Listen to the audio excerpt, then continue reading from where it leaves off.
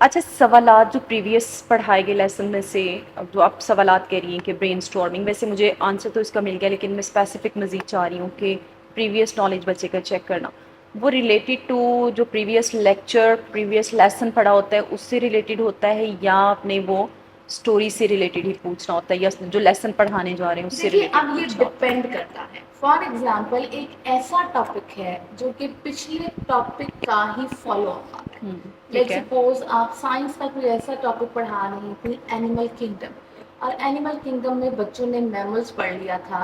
आज उन्होंने, या एनिमल किंगडम के अंदर वो सारे के सारे किंगडम्स पढ़ चुके हैं। ठीक है। लेट्स सपोज आज आपका वर्टेब्रेट और इनवर्टेब्रेट का टॉपिक, लेट्स सपोज, तो हम्म। ये तो आपस में को रिलेटेड है। इस सिनेरियो में हम पिछले का फॉलो अप ले सकते हैं। ठीक मतलब है। पिछले का जो आप कह रहे हो कि आपकी जो रिवीजन है वो भी इसके अंदर हो सकती है आपकी एग्जाम्पल। या आप वर्टेब्रेट इनवर्टेब्रेट में इस तरीके से भी एग्जाम्पल दे सकती हैं कि नॉट टच योर बैक, आपको कोई स्केलेटन नजर आ रहा है तो ये भी आपका एक एक्टिविटी हो सकती है, क्योंकि वर्टेब्रेट इनवर्टेब्रेट में तो ये डिफरेंस है ना, जिनकी बैकबोन है या ऐसे। जिनकी बैकबोन नहीं है।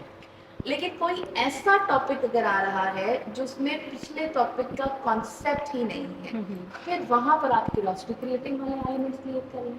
ठीक है। तो मे बी डिपेंडिंग अपॉन कि अगर तो वो ऐसा टॉपिक है जो कि जैसे कि फॉर एग्जांपल अगर हम एचसीएफ पढ़ा रहे हैं, और एचसीएफ और एलसीएम नॉर्मली मैथ्स में एक ही चैप्टर में होते हैं, ठीक है, तो आप एचसीएफ पढ़ाने से पहले एलसीएम की रिवीजन आपका बाउंड हो सकता है, क्योंकि वो आता होगा तो ही एचसीएफ निकालेगा। और अगर ऐसे ही। एलसीएम पढ़ा रहे हैं तो एलसीएम में मल्टीप्लिकेशन की रिवीजन हो सकती है, ऐसे ही है। वो टेबल्स आते होंगे तो वही होगा। लेकिन अगर एक नया टॉपिक है ज्योमेट्री, फिर तो इनमें से कोई भी फॉलोअप नहीं होगा। फिर तो आप नया क्वेश्चन बना सकते हो, आप कोई ऑब्जेक्ट दिखा सकते हो। लेट्स सपोज ज्योमेट्री के लिए, लेट्स सपोज अगर बच्चों की बुक्स ही हैं, बुक ही बच्चे को कह सकते हो कि पकड़ के मुझे बताएं एंड चेक करें कि इस बुक की क्या शेप है, इसकी कितनी साइड्स हैं, क्योंकि उसमें फिर ज्योमेट्री के अंदर हमारे पास यही तो आता है, एरिया ऑफ एरिया निकालना है, पैरामीटर निकालने हैं, रेक्टेंगल का निकालना है, तो बच्चों को शेप रिकॉलिंग और भी हो बिल्कुल ये जाएगी। सिचुएशनल भी हो जाता है कि बस टीचर ने हाँ, जो प्लानिंग में लिखा है वो नहीं, सिचुएशनल भी हो सकता है कि नहीं, आप क्रिएट लेकिन कर लेते सिचुएशन हैं। भी तब होगा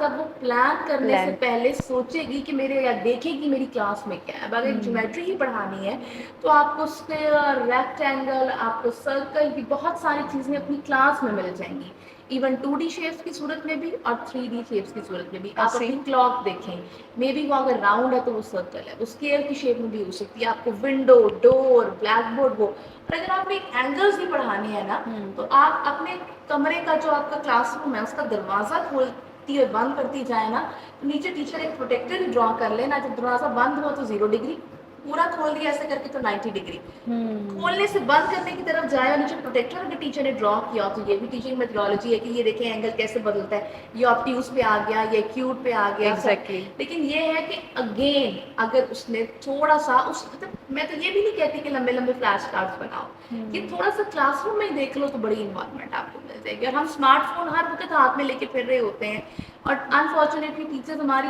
टाइम वेस्ट करती है ये वीलॉग्स देखने पे। और वो वीलॉग्स देखने में क्या होता है, हम अपना टाइम ज़ाया कर रहे हैं और अपने और हमारे टाइम की कीमत दूसरों में दे रहे हैं। आपने अगर वीलॉग्स देखने तो प्रोडक्टिव देखें, आपको इतने मिल जाएंगे जो कि टीचिंग मेथोडोलॉजीज पे पड़े हुए हैं। आप वो वाले वीलॉग्स देखें ना, आप मतलब उस तरह के देखें जो कि आपको आपकी पढ़ाई में, आपकी प्रोफेशन में हेल्प कर रहे हैं। मैं आपको वो देखने से मना नहीं कर रही, आपको यूट्यूब पे 100 ऑफ आपको एजुकेशनल वीलॉग्स मिलेंगे, वहां से हेल्प लेंगे। एग्जैक्टली।